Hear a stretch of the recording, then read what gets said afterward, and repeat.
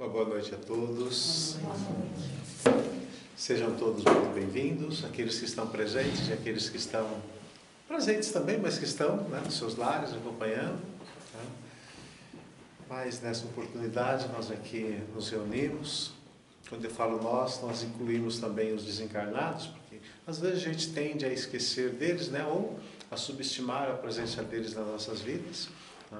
Mas o mundo em que nós vivemos é nosso e deles. Então a gente não deve nunca esquecer que eles estão mais presentes na nossa vida do que nós imaginamos. E não deixam de estar participando também, quando a gente vem assistir às nossas reuniões, estamos nos nossos cursos, quando fazemos nossos evangelhos também no lar, eles lá estão participando conosco. Mas antes de nós iniciarmos, vamos fazer a nossa prece, e assim eu convido a todos, que possamos elevar o nosso pensamento a Deus, através de Jesus, que é o nosso mestre, nosso amigo. E aqui nos encontramos, Senhor, desejosos de participarmos por esses poucos instantes, mas participarmos, Senhor, com alegria, com a vontade de aprender, com o desejo de nos tornarmos pessoas melhores. Porque já aprendemos que é nisto que se constitui a verdadeira felicidade. Abençoe para que possamos ter um bom aproveitamento e na certeza do vosso amparo, através da assistência dos bons espíritos que aqui estão e que nos assistem, que pedimos a Deus nosso Pai a sua permissão para podermos dar por início a mais esta nossa reunião em nossa casa espírita. Que assim seja. Bom, meus amigos, nós escolhemos para compartilhar com vocês hoje uma mensagem desse livrinho aqui. Eu gosto muito deles. Minutos com o Chico Xavier. O autor é o José Carlos de Luca. É um livro que foi muito prestigiado, tem mais de 1 milhão de livros vendidos. E é de uma leitura assim bem gostosa, bem leve, mas sem perder a sua profundidade. E ele sempre traz alguma passagem de algum livro, ele sempre faz uma introdução, trazendo alguma frase de algum dos livros que foram psicografados pelo Chico. Na noite de hoje, nós estamos aqui trazendo uma passagem, essa passagem que nós escolhemos, ela se refere ao livro Nosso Lar, psicografia do Chico Xavier, uma publicação da Federação Espírita Brasileira. E é uma passagem do Espírito Lísias, em que ele fala assim, aliás, o título dessa passagem escolhida é: Você é o jardineiro da sua vida. E ele traz uma frase do Espírito Lísias, que ele fala assim, olha, cada criatura viverá daquilo que cultiva. Quem se oferece diariamente à tristeza, nela se movimentará. Quem enaltece a enfermidade, sofrer-lhe-á o dano. E aí o nosso irmão De Luca, ele comenta, ele faz uma provocação na verdade, Você já pensou que é o jardineiro da própria vida? Será que nós já paramos para pensar que nós somos os jardineiros da nossa própria vida? Aí tem gente que fala assim, olha, nem de jardim eu gosto. Mas gostando ou não gostando, meus amigos, moralmente falando, nós de fato somos os jardineiros da nossa própria vida. Mas ele faz uma outra pergunta, né? Que colheremos, né? Ou seja, que colheremos as flores e os espinhos que nós cultivarmos? Tem uma passagem do Evangelho, né? Que é muito interessante, que ela fala o seguinte, olha, ninguém que planta uva colhe abrolhos. Se nós plantamos uva, colhemos uva. Se plantamos banana, vamos colher banana. Né? Moralmente falando, né? Se nós fizermos uma analogia, é a mesma coisa. Né? Aquilo que nós cultivamos, aquilo que nós plantamos, né? Quase sempre, né? É o que nós temos, né? Pelos frutos da nossa sementeira. Tá? Mas ele dá algumas ilustrações. Ele fala, olha, você já pensou que todas as emoções e sentimentos cultivados acabarão germinando na estrada de sua vida? Ó. Será que a gente já parou para pensar isso, né? Que todas as emoções que nós cultivamos, todos os sentimentos que nós cultivamos, invariavelmente eles haverão de germinar na nossa vida. E tem uma passagem do Evangelho que a gente, né, traz para refletir, que diz o seguinte: não se faz roupa nova com trapo velho. Em outras palavras, se nós queremos alguma coisa diferente na nossa vida, nós temos que fazer diferente também. Porque se nós insistirmos em usar tudo igual sempre como foi, invariavelmente nós vamos escolher tudo igual com os mesmos resultados, sempre como foi. Então, se a gente olha para a nossa vida, a gente olha para o nosso entorno, e por qualquer motivo a gente não se sente satisfeito, então nós temos que, a título de colher alguma coisa diferente, nós temos que mudar alguma coisa. É isso que essa passagem do Evangelho fala. Né? Não se faz roupa nova com trapo velho. Ou seja, se eu quero alguma coisa diferente, alguma coisa nova, nós também temos que fazer alguma coisa diferente. E esta é a vida de todos nós. Tá? Então é muito interessante quando a gente faz essa reflexão, né? Ou seja, quando a gente para analisar essa pergunta que ele faz. Ou seja, na conformidade daquilo que nós cultivamos na nossa vida, invariavelmente nós iremos colher a correspondência daquilo. Mas ele ainda faz outra pergunta. Nós de fato queremos saber o futuro? Que futuro nós esperamos? Vamos fazer essa pergunta para nós, né? Que futuro você quer para a sua vida?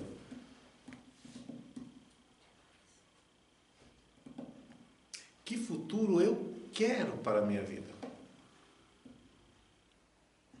Ou será que a gente projeta o nosso futuro pelo referencial do outro? Já pararam às vezes que a gente comete esse erro? Né? Eu digo que é um erro porque eu não vi ninguém que foi feliz dessa forma. Porque ninguém é feliz pelo referencial do outro. Nós somos felizes pelos nossos próprios referenciais.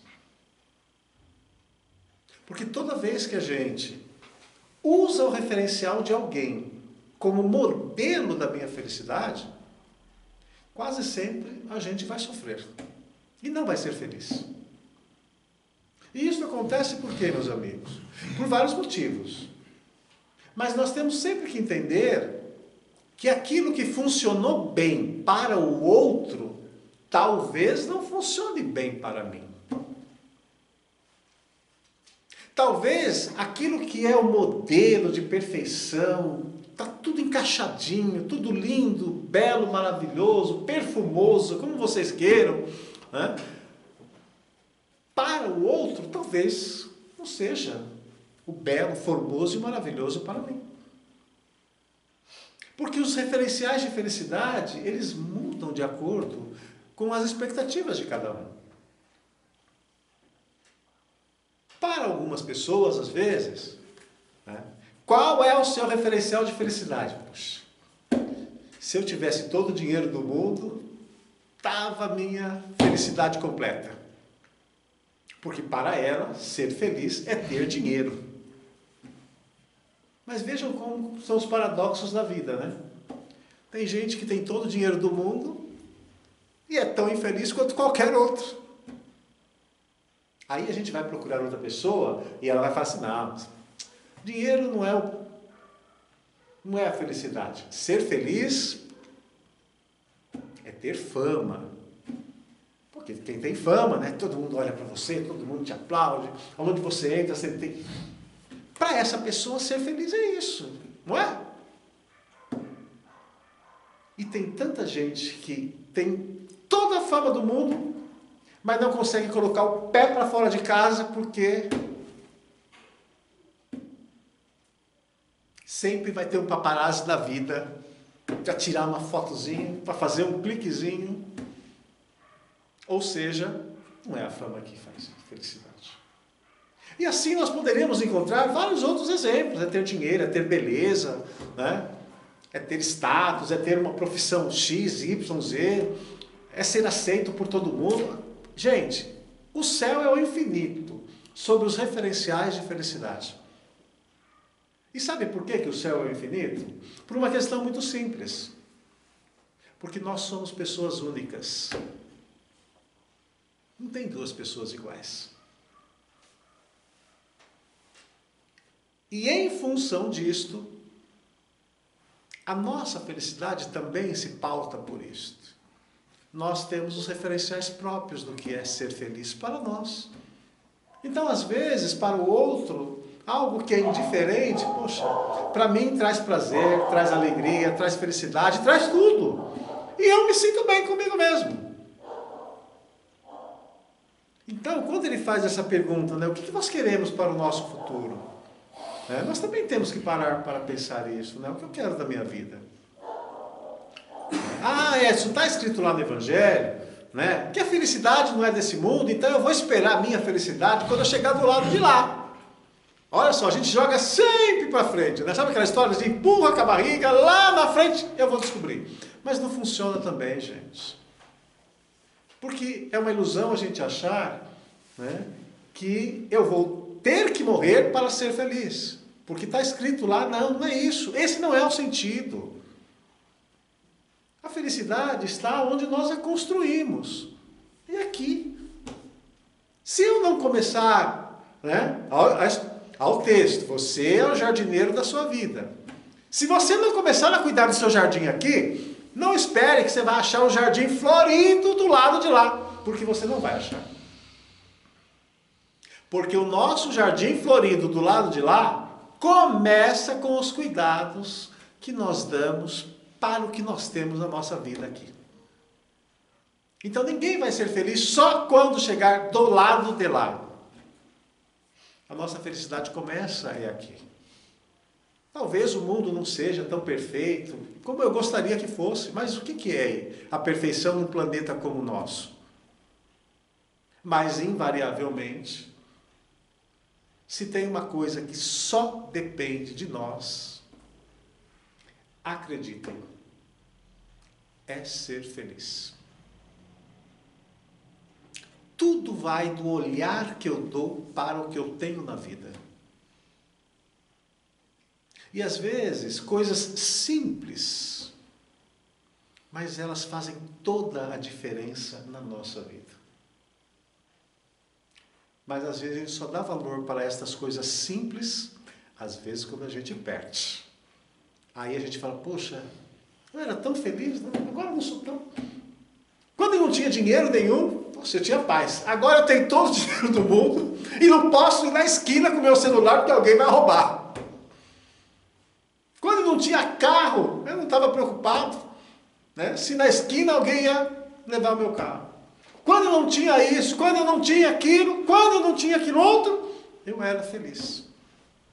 Então nós só queremos dizer, meus amigos, que quando ele fala, né, que nós somos o jardineiro da nossa vida, ele está querendo dizer, né, que nós é que determinamos o valor que nós damos para as coisas que nós temos na vida. Se esse valor é positivo, se esse valor é negativo, somos nós que estamos definindo. Não é o mais importante o que as pessoas pensam. O mais importante é o que eu penso. E como o que eu penso se amolda naquilo que Deus espera de cada um de nós. E qual é a métrica que está na lei desde 1900 e bolinha? Não faça ao outro aquilo que você não quer para si. Faça todo o bem que você puder. Isso se resume os nossos deveres para com Deus e para com o mundo em que nós vivemos. Mas ele também se pergunta assim: vejamos as sementes que estamos jogando no nosso caminho agora. O que nós estamos semeando no nosso entorno? O que nós estamos semeando, estimulando, cativando nas pessoas que estão ao nosso redor? Que tipo de sentimento nós inspiramos nestas pessoas? Ninguém precisa ir a cartomantes e adivinhos, porque no passado era assim. No passado, se eu vou para a guerra ou não vou para a guerra, eu ia lá no oráculo. É o que acontecia com os gregos.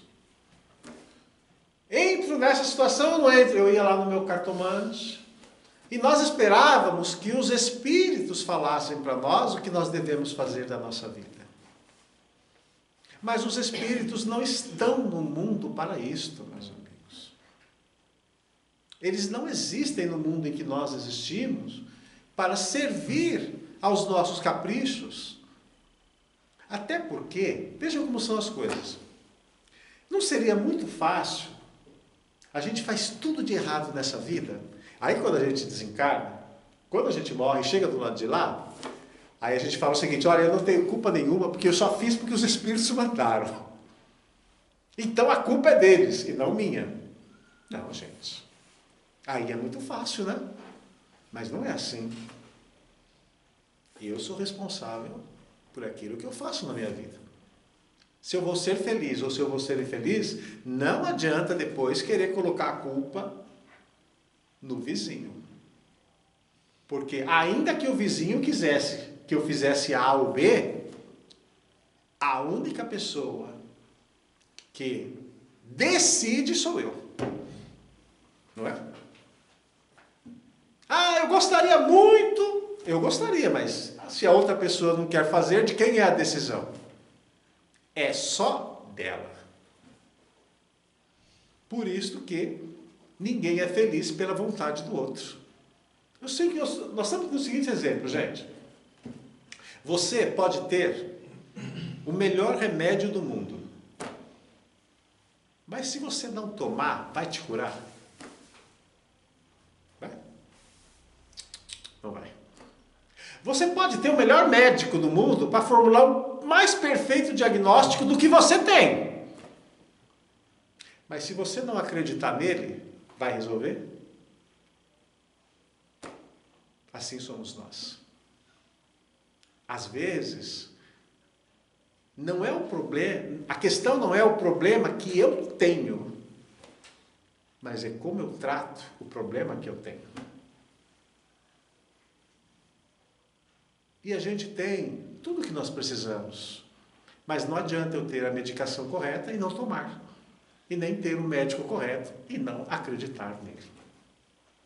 Ele fala mais: basta examinarmos a própria consciência e conferir onde estão os nossos passos? Ou melhor, onde os nossos passos estão nos levando? O que temos feito de bom? No que é que nós temos nos omitido? É interessante que, no Livro dos Espíritos, Allan Kardec, certa feita, quando ele estava escrevendo o Livro dos Espíritos, né, ele pergunta, né, sobre essa questão do bem e o mal, né? Nós, normalmente, temos uma ideia de que o mal, olha só, o mal é só aquilo que prejudica o outro. E até aí, gente, não está errado. Realmente, prejudicar os outros é o mal. Mas a visão dos Espíritos não é só essa. O mal, para eles, também é quando você, devendo fazer o bem, se omite. Quando eu posso fazer alguma coisa correta, mas sabe aquela história? Não, eu vou lavar minhas mãos porque isso ainda é problema meu. Sabia? Não. Quando a gente dá essa de lavar as mãos porque a gente acha que aquilo não é problema meu, mas se eu tivesse feito alguma coisa, eu poderia ter mudado o resultado em favor do bem, eu também estou errando. Então, mal não é só aquilo que eu faço e prejudica o outro. Quando eu lavo as minhas mãos, né, e faço de conta que não tem nada a ver comigo, isso daí não é problema meu, né? Tem até um ditado que às vezes o pessoal usa, né? Ema, cada um com seus problemas. Não, gente. Esse é o pensamento egoísta. Porque nós não vivemos numa sociedade. Quando eu me omito, esse resultado da minha omissão sempre vai gerar uma consequência. E ela tem uma repercussão coletiva. Então, olha só, se eu deixo de educar o meu filho, porque ele é meu filho, é um problema meu, para que eu vou educar ele? Não, eu acho que não preciso. Tá bom. Esse meu filho, que eu deixei de educar porque eu achei que ele não precisava e que não era problema meu, ou que eu não queria essa responsabilidade, ele vai crescer, não vai, gente? Vai se tornar um jovem, um adolescente, um jovem, uma pessoa adulta. Que comportamentos será que ele vai assumir no mundo em que nós vivemos? E se ele assumir um comportamento que pode tirar a vida de alguém, pode roubar alguém, pode fazer tudo que não deveria fazer, a responsabilidade é só dele? Ou será que eu também tenho uma responsabilidade quando eu me omiti de dar a educação para essa criança quando ela era pequena? Não, eu também tive a minha responsabilidade, porque devendo ter educado quando eu podia, eu deixei de fazer. E acreditem, meus amigos, existem muitos pais que lamentam o comportamento dos filhos, jovens e jovens adultos, por aquilo que deixaram de fazer quando eles eram crianças. Nós temos uma conhecida que ela lamenta até hoje, porque ela tem 2 filhos. E ela lamenta até hoje, por quê? Porque os filhos se tornaram ateus. Eles não acreditam em nada disso. É como se Deus não existisse. Para eles, Deus não existe. Eles não têm religião nenhuma. E acham que ter religião é fantasia de quem não tem o que fazer. Estou exagerando um pouco, mas eles não sentem nenhuma atração por nada que diga às religiões. E a mãe lamenta, sabe por quê? Os pais lamentam, sabe por quê? Porque quando eles eram pequenos, e eles podiam levá-los para uma religião, eles achavam que quando eles fossem adultos, eles escolheriam uma religião para si mesmo. Qual foi o grande equívoco da história, meus amigos?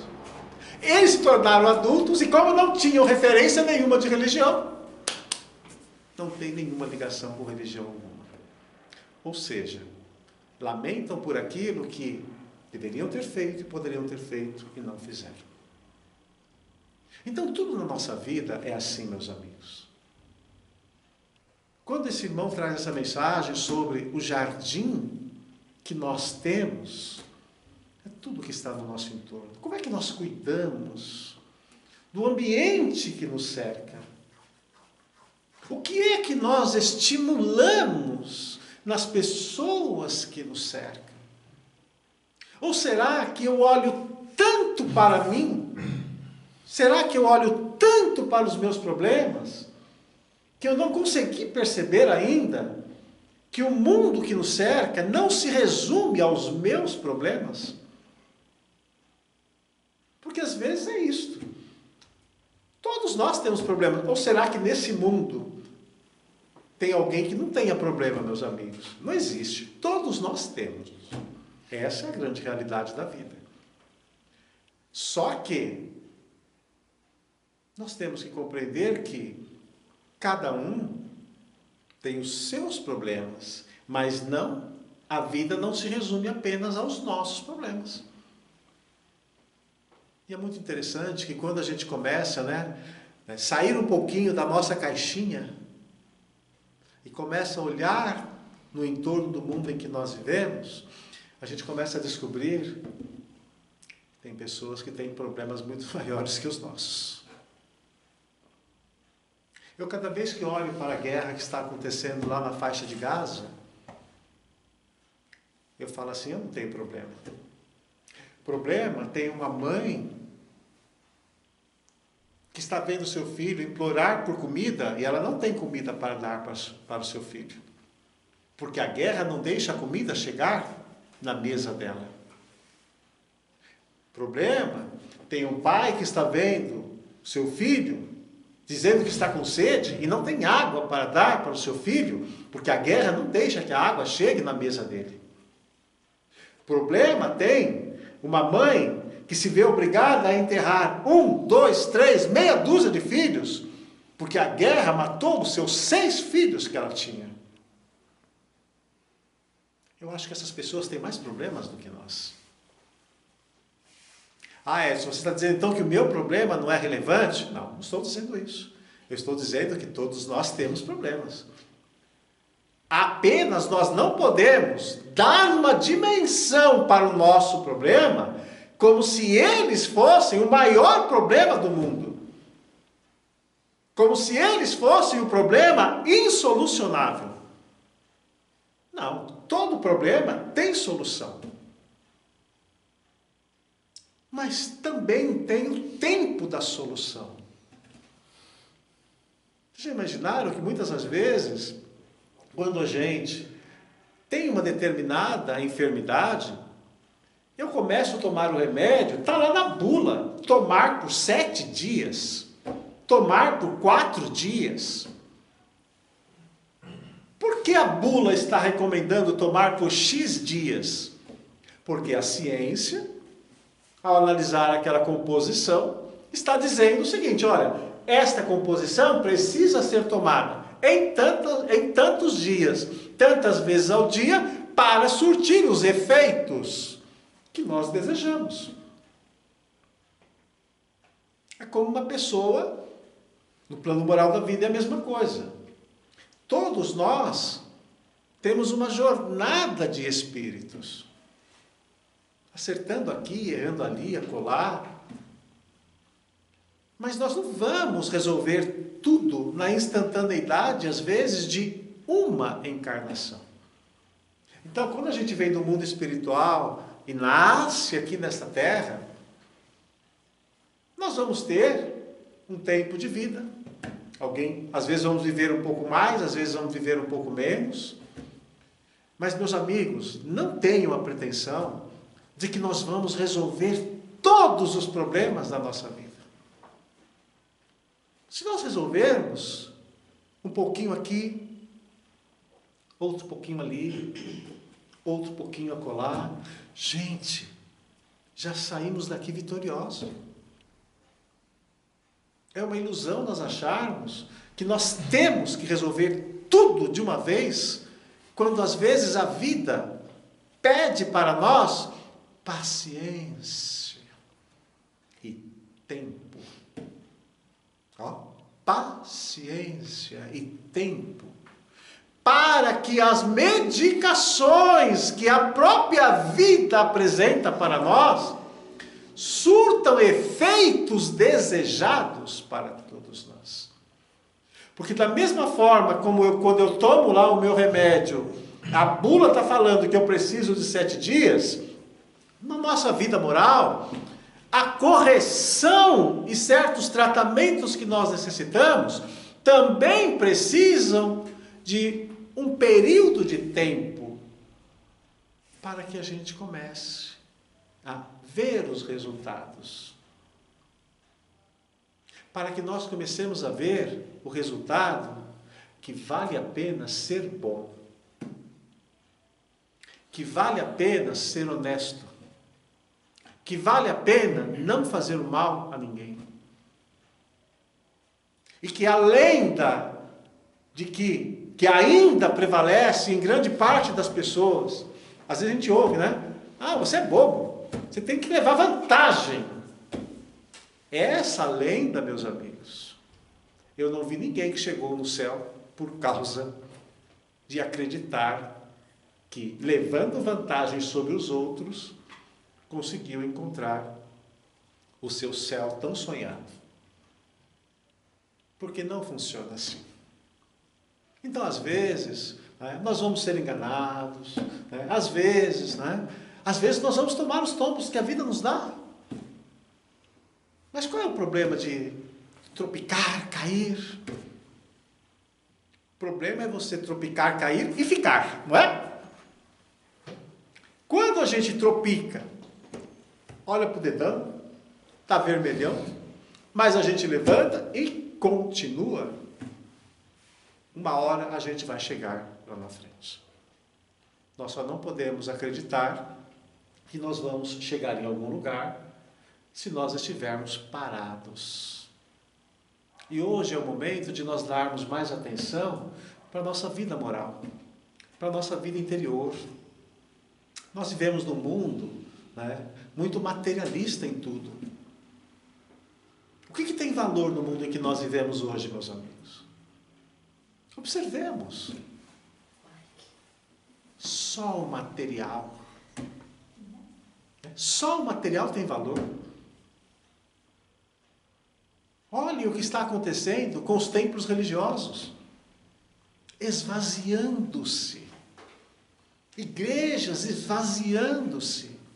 Missas esvaziando-se. Centros espíritas esvaziando-se. Porque ninguém mais está dando valor a essas coisas. Cuidar da alma? Não, eu tenho que cuidar do meu bolso. Eu tenho que trabalhar, porque senão as contas chegam. De fato, nós temos que trabalhar, mas também temos que cuidar da nossa alma. Agora, como é que eu posso cuidar da minha alma me distanciando da religião? Ninguém aqui está dizendo que é para você ser espírita, ser católico, ser evangélico, ser judeu, ser o que você quiser, mas seja alguma coisa. O problema é quando nós não somos nada. É quando a gente vai na nossa missa, quando a gente vai no nosso culto, quando você vem assistir uma palestra, que a gente encontra esse acolhimento, que a gente começa a se fortalecer, que a gente começa a ver que tem outras pessoas que estão no mesmo barco que a gente, que estão ali, remexe de cá, remexe de lá, dá uma escorregada, levanta e vai em frente. E a gente vê que a gente não está sozinho. E sempre tem alguém que fala, daqui vamos, pega na minha mão, vamos junto. Mas a gente tem que fazer um movimento. Por isso nós sempre dizemos, a corrida de 1000 metros, você ganha essa corrida no primeiro passo que você dá. Não pensem que o passo mais importante é o último. O passo mais importante, gente, foi o primeiro. Porque se você não der o primeiro, jamais chegará no último. A vida é assim. Então, quando nosso irmão De Luca, né, ele escolheu esse tema, né, você é o jardineiro da sua vida, né, ele está trazendo essa mensagem, tá, gente? Muitas das vezes, a gente só olha pelo que não deu certo na nossa vida. Mas muita coisa deu certo. Se você está respirando aqui hoje, é porque a sua gestação deu certo. Senão nós não estaríamos respirando aqui hoje. E vocês sabem qual é o percentual de chance de que aquela fecundação não desse certo? São milhões de possibilidades para uma chance de dar certo. E deu. Nós estamos aqui. Então a vida, ela é assim. Talvez a gente não tenha tudo o que nós gostaríamos. Talvez os nossos problemas pareçam que são insuperáveis, mas não são insuperáveis. Talvez muita coisa falte. Mas acreditem, nós temos tudo o que nós precisamos para dar certo. E sabe por quê? Porque nós somos filhos de Deus. E se nós que somos imperfeitos, a gente daria a nossa vida pelos nossos filhos, Deus não nos deixa desamparados. Mas às vezes nós temos que entender quais são os remédios que Deus envia para cuidar da nossa alma e não do nosso bolso. E não dos nossos sonhos, não das nossas ilusões. Então, tudo depende do olhar que nós damos, entendeu? Para o terreno que Deus nos concedeu. Na forma das pessoas próximas, na forma das oportunidades. Às vezes eu queria ser, né? Queria ser um aviador, não consigo ser um aviador, né? Não, vou ser o que Deus me permitiu. Eu queria ter, Deus não me deu aquilo, mas me deu aquilo outro. Então vamos valorizar o que Deus nos deu, porque Ele nos dá o que é útil. E às vezes a gente sonha com o que é inútil. Mas tem gente que quer viver de sonho, não é isso, gente? Mas Deus só nos dá aquilo que é útil para o nosso progresso. Porque se tem uma destinação, todos nós, é a destinação de que um dia, né, se nós não começarmos, né, aqui, mas todos nós seremos felizes, porque esta é a destinação que Deus tem para todos nós. Então, vamos olhar para os nossos problemas. Tem um ditado na Bíblia que fala: por tudo dai graça. Vamos agradecer, né, pelo sol que nos brinda, pela chuva, pelas dificuldades, pelas facilidades, pelas pessoas que estão. Às vezes certas pessoas estão no nosso caminho e eles são estímulos para que a gente possa reconstruir, né, ressignificar os valores, o que nós damos de valor. Mas todos nós vamos ser felizes. Então vamos cuidar bem do jardinzinho que a gente tem, né? O jardim moral, o entorno que nós temos.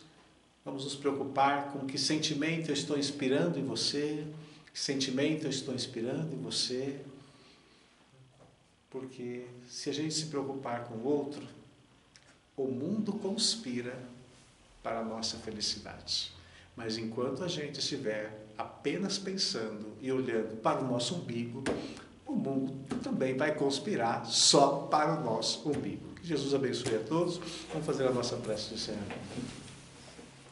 E assim, meus amigos e amigas, irmãos e irmãs, ao término de mais essa nossa pequena participação, vamos agradecer a Deus e a Jesus, a assistência dos bons espíritos que aqui estiveram conosco. Vamos, nesse instante, ao olhar para a nossa vida, fechem os olhos, meus amigos.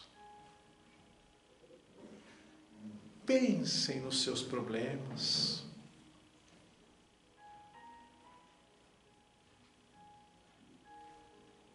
Vejam como, colocando-os nas suas mãos, entregue nas mãos do Cristo. Ele é o nosso mestre, nosso amigo. É aquele a quem Deus outorgou a autoridade sobre esta humanidade. E vamos acreditar que Jesus tem a medicação que nós necessitamos. Sintam-se acolhidas e acolhidos por esses mensageiros de Jesus, que são os nossos anjos guardiões, nossos espíritos protetores, e que nesse instante envolvem a cada um de nós uma luz muito intensa. Esta luz traz paz ao nosso coração. Renova a nossa esperança, Senhor. A certeza de que se hoje não foi o melhor dia da nossa vida, ou se os dias não têm sido os mais venturosos, mas nós temos a certeza em Ti, Senhor Jesus, que amanhã será um novo dia.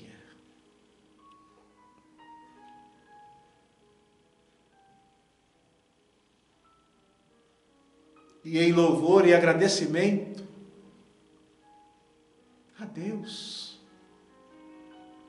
elevamos a Ele aquela prece que o Senhor nos ensinou, assim dizendo: Pai nosso que estais nos céus e em toda parte, santificado seja o vosso nome. Venha a nós o vosso reino. Seja feita a vossa vontade, assim na terra como nos céus. O pão nosso de cada dia nos dai hoje sempre, Senhor. Perdoe as nossas dívidas, assim como nós perdoarmos aos nossos devedores. E não nos deixe cairmos em novas tentações, cuja maior delas, Senhor Jesus, é estarmos afastados de Ti e dos Teus ensinamentos. E através desta prece, em Teu nome, Senhor Jesus, que os anjos benditos da vossa seara possam estar conosco, possam retornar conosco para os nossos lares, como mensageiros da Tua paz e das bênçãos de Deus. Que assim seja. E assim, meus amigos, agradecemos a presença de todos, possam retornar em paz para os seus lares, e aqueles que não puderam vir, também possam estar em paz. Um excelente final de semana a todos, e até uma próxima oportunidade. Uma boa noite a todos.